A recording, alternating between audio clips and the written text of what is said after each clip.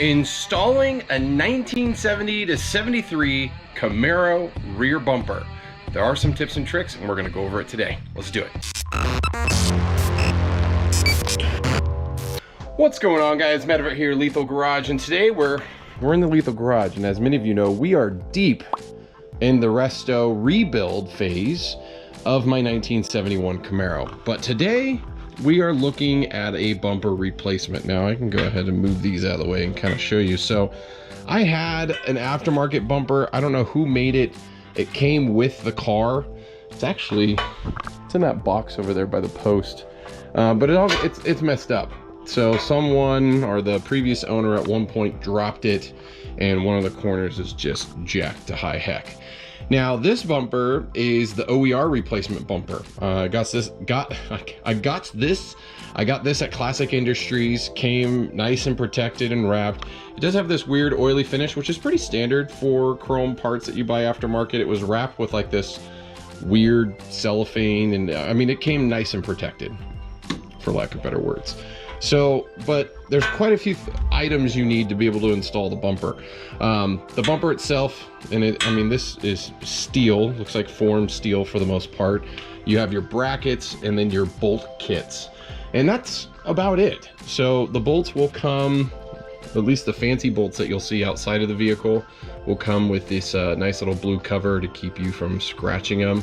When you peel it off, which I have done, it looks nice and chrome-like. Now, the biggest thing I have with my car is not knowing if I want to keep it chrome or not. I'm still going back and forth on the wheel design, and I just, you know, the idea of going chrome, I don't think I want to go black chrome, but I'm probably just going to leave the bumper how it is, and then maybe at some point change it up once the full car's built and I understand exactly what I want to do and how I want it to look. But as far as installing the bumper, so let's go check out the back of the car. So if you look at the back of the car, there's your corner placements here, your inset placements, and this bracket here, you get two bolts that attach the bumper to. You have your center mount, which you can't really see, but there's two holes where those two fingers are. Right here, that mounts that bracket, and then a mirrored version of that. Now, the one thing I'm not entirely sure why they do, and it might just be connection points, like if you need to pull your car or whatever, but you can see how this is indent right here. I'm not entirely sure the reason for that. I mean, why it's there, but it's so that these don't hit the body panel of the car, these little hoops. If you guys know why those are there, are those like to pull your car from, or I mean, what would you mount or hang off of these? I mean, an exhaust hanger? I don't think so. But if you know, let me know, because I don't know. But yeah, so as far as the brackets go, it's pretty straightforward. You can see how they line up on the actual vehicle itself. So these line up just like, wait, wrong way. Is that the right way? I'm so backwards. Yeah, so that's gonna line up like that, and that goes up against the vehicle, I believe it. Am I doing that right? See, now I'm questioning myself. The center's easy. Just mounts right in there. And this bad boy is gonna mount just like that. Yeah, so I do have that backwards. There we go. I had it backwards. So that's gonna sit in there like that. So all these flat spots go into the vehicle. So you're gonna have two bolts coming into here. You have the two bolts coming from inside the trunk here. You'll have a nut coming from the inside of the trunk mounting this bracket. But a lot of people will look at it and be like, well, why don't you put the bumper on and then mount everything? And the problem is it becomes almost impossible to tighten the bolts from the backside, or these nuts, because the bolt is a round top. It's a decorative round top. So once you get this in here, pretty sure you don't want it finger tight. So in this instance, we've already verified fitment on my vehicle before, during the bodywork phase, to make sure everything lined up and was fitted properly. So what we're gonna do is we're gonna mount the brackets on the bumper, and then we'll bring the bumper to the vehicle and then start by mounting the outside edges and then getting all the bolts for the center. And then we'll loosely do it at first, so that way we can make sure the height is consistent, and then it's nice and level and consistent across the back of the car. But outside of that, it's a pretty straightforward install. Again, the biggest problem is just making sure you get everything level, and then you'll probably want additional help from someone if you have someone that can help you. So when you are putting the bumper on the car, you can make sure you don't hit the car, scratch the car, mess up the car, because that's really easy to do at this phase. I mean, my car's painted and I really care about my paint job, so I want to make sure I don't scratch it. A lot of people will tape off aspects of the car, such as around these corners and this edge and stuff, so that way they can avoid hitting those portions. But I honestly think, you know, if you just have a helper that you trust, they can help you guide things or keep it from bumping. It's better that their finger gets bumped than the bumper on fresh paint. So I'm gonna go ahead and mount the brackets, get those all tightened up, and then we'll go ahead and bring it over to the car and install it. Now, if you are wondering, these brackets are marked left and right, so you can make sure you get it on the right side. So the bumper is gonna sit on the car like this being the left side, this being the right side. I do have all the bolts lined up. I tried to make sure the brackets were as flat with the bumper as possible. Some of these brackets, I mean, they're not perfect, unfortunately. The one thing here is I try to keep this as level with the edge of the bumper as well. I mean, it's a little in, but you know, once you mount this on the car, you can get an idea and be like, oh, this needs to go back further. You don't have to pull it off. Loosen this and you can adjust it that way. So that way you can get your distance of your bumper from here to here and get these gaps nice and even. But overall, the brackets are all in place at this point.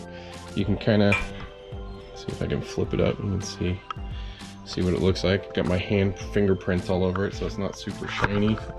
Oh, I forgot to take that booty off that bolt. I don't know why. This is so satisfying. So for today's bumper install, my trusty person that I'm putting my trust in is my son, Kyle. If you guys don't know Kyle, this is my oldest son, just turned 13. You like cars, right? Yeah. Good answer. He wants a green car. He's really sad I painted it gray. I guess this car won't be yours. Oh, I'm kidding. But he's gonna help me get this installed, so I'll just time lapse this portion and then show you how it looks with the bolts loosely in place. So let's do that.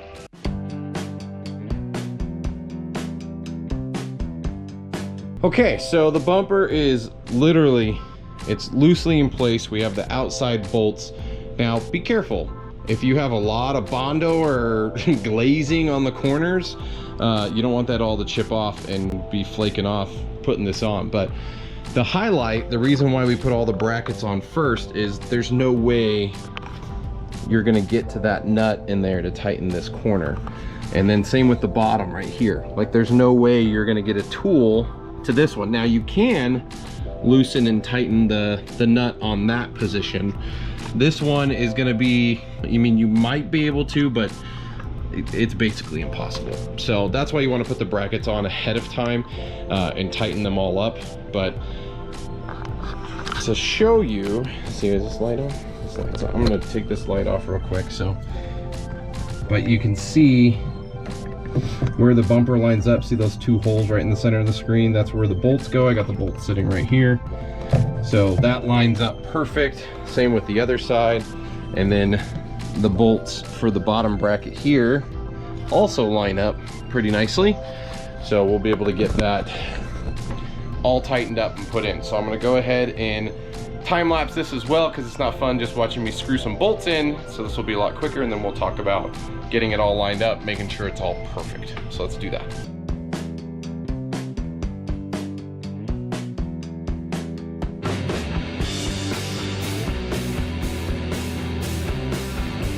Okay, so I have the bumper all tightened up. For the most part, I was kind of checking the gaps a little bit, but if you look at from the body to the rounded edge there, it's a 1/2 inch. If we go on this side, it's a 1/2 inch. We go a little bit midpoint, it's about 3/4 of an inch on that side. On that side, we also got 3/4. And if you look at the bumper, it's just hugging the tip of the bottom of the light there. And this side's a hair lower, but this side actually looks about the same So yeah, I'd say this side's a hair lower. I don't know if we'll be able to fix that per se. I might be able to loosen that up and get this to come up a hair. Don't you guys hate these things? Don't you hate that these are just, I guess you could probably glue these in, but that would be a nightmare to clean up, right? There you go.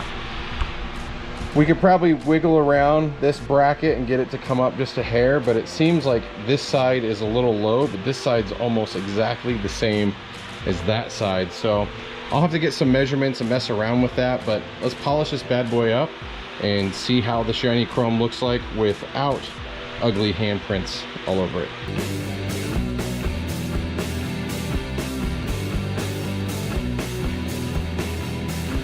But there you have it, rear bumper installed. We have a few more parts to put on. We got to get the lock assembly, the license plate, the filler. We should see the fuel tank in about 3 weeks, I think.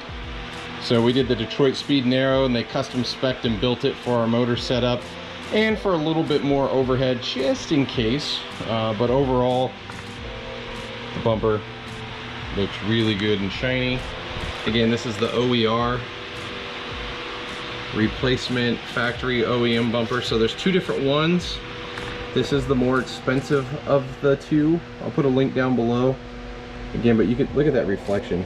I mean, you can see my GoPro clearly. They did a really good job on this. Looking nice. Now, the one thing I will point out on this is on the corner on this side, it like has a rough texture. Like, I don't know if they polish these out or something when they come off the line when they make them, but it's almost like this one corner didn't get polished all the way.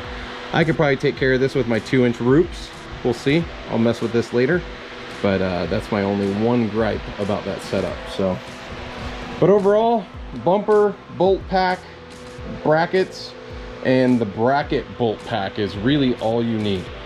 So the bracket bolt pack includes these pretty nuts with the, or these pretty bolts with the nuts, and then the bracket pack. These actually came, the guy who owned the car before me got this. So these are the classic headquarters is where he got these, but Classic Industries sells these as well. But there you go, bumper installed. Overall, I'd say that's a very straightforward item that anybody could do. If you guys are restoring a car, or maybe you just want to replace your bumper, not entirely sure how the brackets go on or what order that you should do it in, this is the way I did it. If you guys have done hundreds of these cars and know a better way, post it down below in the description.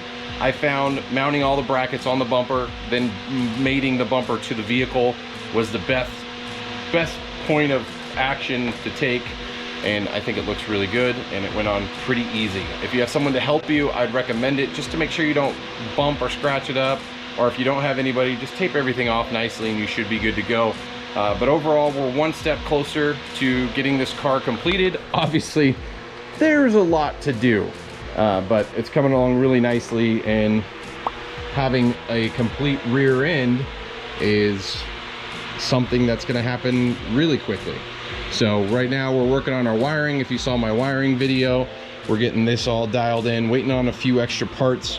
I hate the fact that when you order these, they don't give you the bolts, the pieces, the parts, and all of the bolt and hardware packs that I bought don't have the bolts or the parts or the pieces to mount these stupid things.